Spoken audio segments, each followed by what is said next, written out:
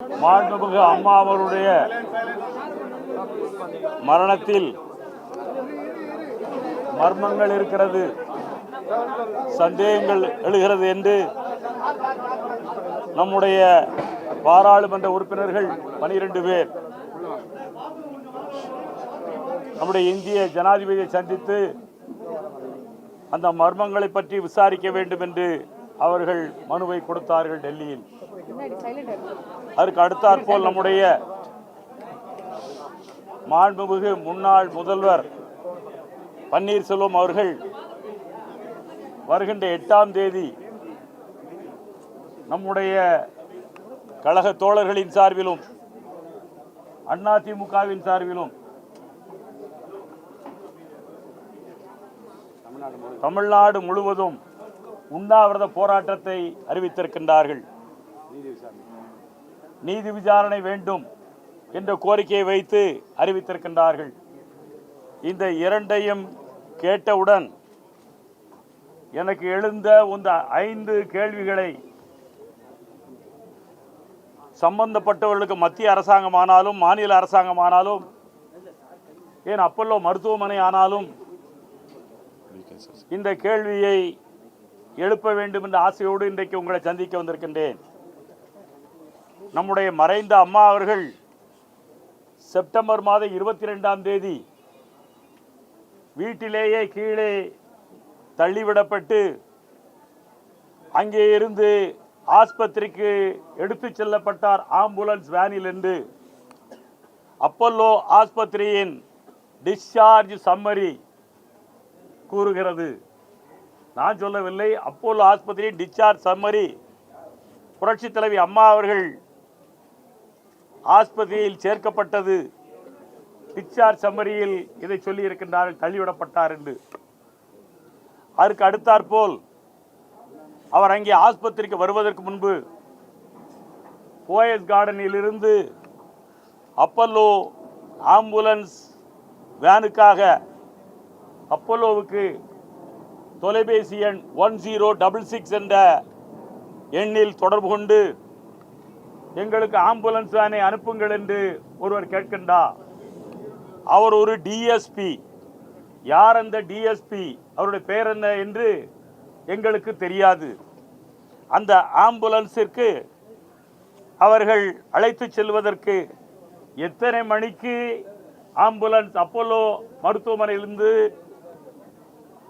கிளம்ப ஆரம்பித்தது, எத்தனை மணிக்கு போயஸ் கார்டன் சென்றது, எத்தனை மணிக்கு அவர்களை அந்த ஆம்புலன்ஸ் வேனில் ஏற்றிக்கொண்டு அப்பல்லோ ஆஸ்பத்திரிக்கு யார் யாரெல்லாம் கூட வந்தார்கள் என்பதை சந்தேகம் தெளிவதற்கு இந்த கேள்வியை கேட்கின்றோம். அதற்கு பிறகு அப்பல்லோ மருத்துவமனையில் வந்தவுடன் மணி என்ன, எத்தனை மணி, அதனுடைய படங்கள் சிசிடிவியில் பதிவாயிருக்கும். ஏன் போயஸ் கார்டனிலே சிசிடிவி இருக்கிறது. அங்கே இருந்து எடுத்து வரும் பொழுது இங்கே ஆஸ்பத்திரிக்கு கொண்டு வரும் வரை சிசிடிவியில் பதிவுகளை வெளியிட வேண்டும். சிசிடிவி பதிவுகளை வெளியிட்டால்தான் அம்மா அவர்கள் எப்படி அங்கே கொண்டு செல்லப்பட்டார், எந்த வேனில் வந்தார் என்ற முழுமையான உண்மைகளை தெரிந்து கொள்ள முடியும். அதற்கு பிறகு நாங்கள் கேள்விப்பட்டது, அப்பல்லோ மருத்துவமனையில் 27 சிசிடிவி கேமராக்கள் அம்மா அவர்கள் வந்த பிறகு அகற்றப்படுகிறது. 27 சிசிடிவி கேமராக்களை அப்பல்லோ மருத்துவமனையில் அகற்ற சொன்ன உத்தரவு போட்டது யார், யார் அந்த உத்தரவை போட்டார்கள் என்று தெரிவிக்க வேண்டும் என்பதையும் இந்த நேரத்தில் கேள்வியாக கேட்கின்றேன். இதைவிட இன்னும் முக்கியம், 2016ஆம் ஆண்டு மே மாதம் அம்மா அவர்களுக்கு சிகிச்சை அளித்த பிரபல டாக்டர் சாந்தாராம், அவர் துணைவேந்தராக எம்ஜிஆர் மருத்துவ பல்கலைக்கழகத்தில் பணியாற்றியவர். அவர் அம்மாவுக்கு சிகிச்சை அளிக்கும் பொழுது அவர் ஒரு கருத்தை சொல்லுகின்றார். நீங்கள் இங்கே பெறுகின்ற, அதாவது இல்லத்தில் பெறுகின்ற அந்த ட்ரீட்மெண்ட் சிகிச்சைகள் ஒரு ஸ்ட்ரோக்கை உங்களுக்கு வர வைக்கும். ஒரு ஸ்ட்ரோக்கை உங்களுக்கு வர வைக்கும் என்று அவர் சொன்னவுடன் அடுத்த நாளிலிருந்து அவரை போயஸ் கார்டனில் உள்ளே விடவில்லை, அவரை வெளியேற்றி விட்டார்கள். இதற்கும் பதில் சொல்ல வேண்டும். அப்பல்லோ மருத்துவமனை சென்னை உயர்நீதிமன்றத்தில் போடப்பட்ட வழக்கில் ஒரு பிரமாண வாக்குமூலம் தாக்கல் செய்திருக்கிறது. அந்த பிரமாண வாக்குமூலத்தில் அம்மா அவருடைய ஆயுளின் முடிவை புரிந்து கொள்ள வேண்டும். ஆங்கிலத்தில் சொன்ன வார்த்தை அப்படியே சொல்லுகின்றேன்.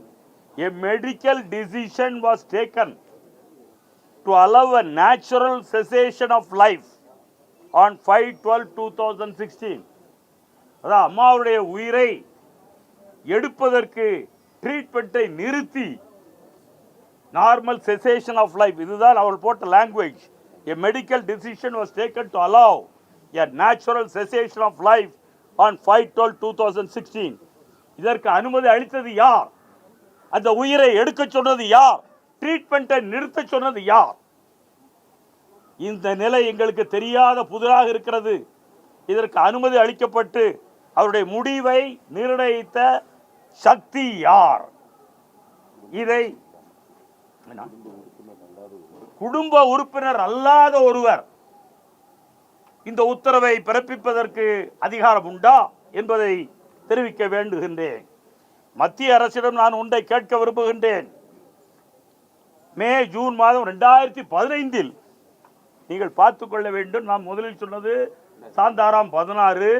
இது 2015 மே மாதம் ஜூன் மாதத்தில் மத்திய அரசாங்கம் கான்பிடென்ஷியலாக ஒரு கடிதத்தை அனுப்பும் பொழுது பேரா ஆம்புலன்ஸ் ஹெலிகாப்டரை அம்மாவுக்காக சிகிச்சைக்காக சென்னையில் இருந்து சிங்கப்பூருக்கு சென்ட் எலிசபெத் ஹாஸ்பிட்டலுக்கு அழைத்து செல்வதற்கு சென்னை விமான நிலையத்திற்கு வந்து இறங்கி இருக்கிறது. அம்மா அவர்களுக்கு ஏன் சென்ட் எலிசபெத் ஹாஸ்பிட்டலுக்கு அழைத்து செல்லவில்லை? இதை தடுத்தது யார்? இந்த முடிவை எடுத்தது யார்? எய்ம்ஸ் மருத்துவர்கள் அம்மா அவர்களுக்கு சிகிச்சை அளித்ததாக அந்த மருத்துவ அறிக்கையை மக்களுக்கு தெளிவுபடுத்த வேண்டும். எய்ம்ஸ் அறிக்கை இதுவரை வரவில்லை. எனவே இந்த கேள்விகளுக்கெல்லாம் உங்கள் மூலமாக நம்முடைய நாட்டு மக்களுக்கு தெரிவிக்க வேண்டும் என்றும் பதில் கிடைக்க வேண்டும் என்றும் நான் இந்த நேரத்தில் கேட்டுக்கொள்ளுகின்றேன். மேலும் மாண்புமிகு புரட்சி தலைவி அம்மா நான் ஏற்கனவே சொன்னது போல இந்த கேள்விகளை நாங்கள் கேட்பதற்கு காரணம், இதய தெய்வம் புரட்சி தலைவி அம்மா அவருடைய வீட்டில் அவரே நான் காலையில் என்ன சாப்பிட வேண்டும், மத்தியானம் என்ன சாப்பிட வேண்டும், மாலை என்ன சாப்பிட வேண்டும் என்று அவர் வீட்டின் சாப்பாட்டை உன்றவன் என்ற முறையில் கழகத்தினர் சார்பிலும் பொதுமக்கள் சார்பிலும் ஒரு சில கேள்விகளை நான் கேட்க விரும்புகின்றேன். மாண்புமிகு அம்மா அவர்கள் அப்போலோவில் சிகிச்சை பெறும் பொழுது பலவிதமான சிகிச்சைகள் கொடுக்கப்பட்டது. ஆல் ப்ரொசீஜர்ஸ் அண்ட் ஆபரேஷன்ஸ் மற்றும் இகோமோ கொடுப்பதற்கு அனுமதிகளை கொடுத்தது யார்? Who gave the consent for ECOMO as well as all the procedures and operations that took place as regards புரட்சி தலைவி அம்மா at the Apollo Hospital? மேலும் ஒரு பத்திரிகையாளர் சந்திப்பில் மாண்புமிகு அம்மா அவர்கள் இட்லி சாப்பிட்டார்கள், தோசை சாப்பிட்டார்கள் என்றெல்லாம் வந்ததே. Z+ கேட்டகரியில் உள்ள ஒரு மாண்புமிகு புரட்சி தலைவி அம்மா அவர்கள் அன்று முதலமைச்சராக இருக்கக்கூடிய சூழ்நிலையில் அவருக்கு கொடுக்கப்படுகின்ற உணவு வகைகள் அனைத்தும் ஃபாரன்சிக் லேபுக்கு சென்று ஆய்வு செய்யப்பட்டு அதற்கு பின்தான் அவர்களுக்கு கொடுக்கப்பட வேண்டும். அப்படி ஆய்வுக்கு சென்று அந்த அறிக்கைகளை ஃபாரன்சிக்கில் கொடுக்கப்பட்ட அறிக்கைகளை வெளியிட வேண்டும் என்று கேட்டுக்கொள்கின்றேன். மேலும் மாண்புமிகு அம்மா அவர்களுக்கு சிகிச்சைகள் அளிக்கப்பட்ட போது நவம்பர் 2ஆம் தேதியிலிருந்து டிசம்பர் 5ஆம் தேதி வரை வெளிநாட்டு டாக்டர்களான ரிச்சர்ட் பீலே மற்றும் எந்த டாக்டர்களும் வரவில்லையே, அதற்கு காரணம் என்ன? மற்றும் அனைத்து டாக்டர்களும் வந்தார்கள், இங்கே வந்து மாண்புமிகு அம்மா அவர்களை பார்த்தார்கள், சிகிச்சைகளை அளித்தார்கள். சிகிச்சைகளை அளிக்கும் டாக்டர்களுக்கு ஆங்கிலம் தெரியும், ஆனால் அருகில் இருந்தவர்களுக்கோ ஆங்கிலம் தெரியாது, தமிழோ டாக்டர்களுக்கு தெரியாது. அப்படி இருக்கின்ற சூழ்நிலையில் அவர்களுக்கு கொடுக்கப்பட்டிருக்கின்ற சிகிச்சை விவரங்களுக்கு அறிந்து தெரிந்து விவரங்களை தெரிந்து அனுமதி கொடுத்தது யார்? மேலும் மாண்புமிகு அம்மா அவர்கள் அவர்களுடைய முகத்தில் நாம் அனைவரும் பார்த்தோம். அவர்களுடைய கண்ண இந்த இடத்தில் 4 ஓட்டைகள் இருந்தது.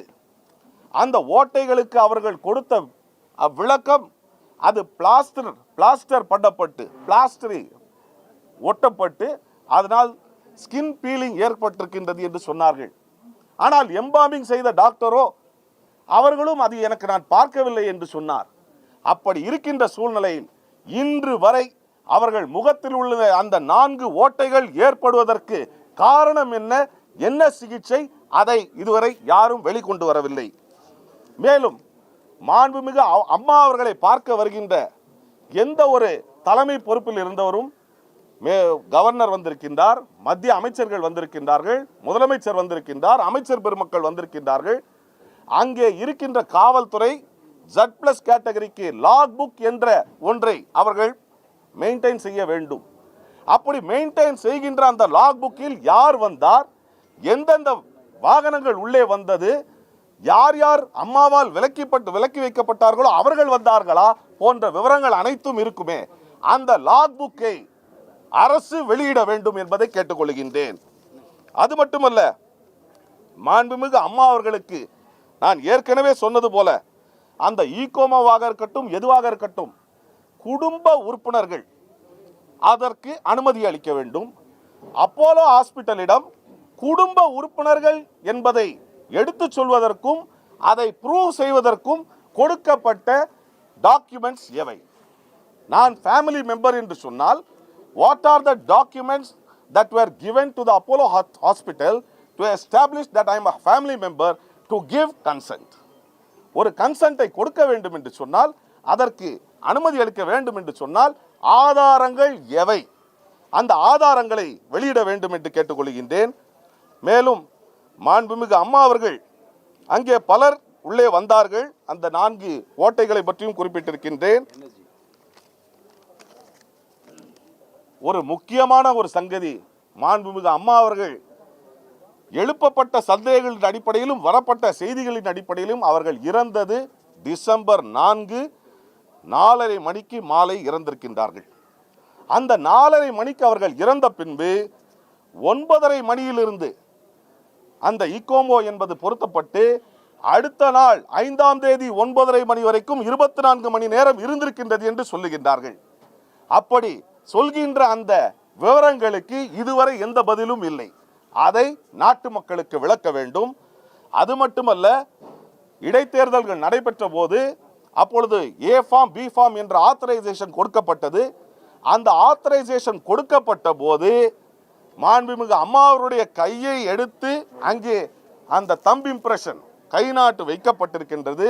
அப்பொழுது இருந்த திரு பாலாஜி அவர்கள் விசாரிக்கப்பட வேண்டும். அப்படி அவர் விசாரிக்கப்பட்டால்தான் மேற்கொண்டு என்னென்ன கையெழுத்துகள் அங்கே வாங்கப்பட்டது என்பதும் இந்த நாட்டு மக்களுக்கு தெரிய வரும். ஆகவே இவை எல்லாம் நாங்கள் எழுப்புகின்ற முக்கியமான கேள்விகள். பிசியோதெரபிஸ்டை பொறுத்தவரையில் அப்போலோ என்ற அந்த மருத்துவமனை தரமுள்ள மருத்துவமனை, இன்டர்நேஷனல் அக்ரெடிடேஷன் வாங்கிய ஒரு மருத்துவமனை. பிசியோதெரப்பியில் இன்டர்நேஷனல் அக்ரெடிடேஷன் வாங்கிய அப்போலோ எதற்காக சிங்கப்பூரில் இருந்து ஒரு பிசியோதெரபிஸ்டை வரவழைக்க வேண்டும்? அதற்கும் அனுமதி அளித்தது யார்? எதற்காக இவைகள் செய்யப்பட்டன என்ற இந்த மர்ம முடிச்சுகளுக்கு கண்டிப்பாக பதில் இந்த நாட்டு மக்களுக்கு தெரிந்தாக வேண்டும் என்பதுதான் எங்களுடைய கேள்வி. என்எஸ்ஜியும் நேஷனல் செக்யூரிட்டி கார்ட் ஆக்ட் மத்திய அரசாங்கத்தின் சட்டம். அந்த என்எஸ்ஜியை Z கேட்டகரி அம்மாவுக்கு மத்திய அரசாங்கம் 91வது ஆண்டே வழங்கியிருக்கிறது.